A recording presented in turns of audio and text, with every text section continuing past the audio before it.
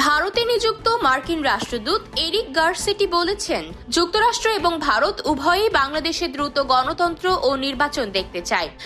WIO এর world is one নিউজের সহকারী সম্পাদক সিদ্ধান্ত সিবালের সাথে কথা বলার সময় একথা জানান ভারতে নিযুক্ত মার্কিন রাষ্ট্রদূত এরিক গারসেটি। এ বিষয়ে দুদেশ সমন্বয় রেখে কাজ করছে বলেও জানান গারসেটি।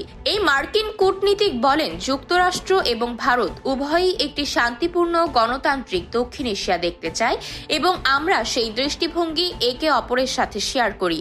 আমরা স্পষ্ট করে দিতে চাই, বাংলাদেশ হোক বা অন্য দেশ, কোনো দেশেই ধর্মীয় সংখ্যালঘুরা যেন নির্যাতিত না হয় এবং আমি মনে করি সামনে একটি সুযোগ আছে। যুক্তরাষ্ট্র ও ভারত উভয়ই যত দ্রুত সম্ভব বাংলাদেশে গণতন্ত্র এবং গণতান্ত্রিক নির্বাচন দেখতে চায়।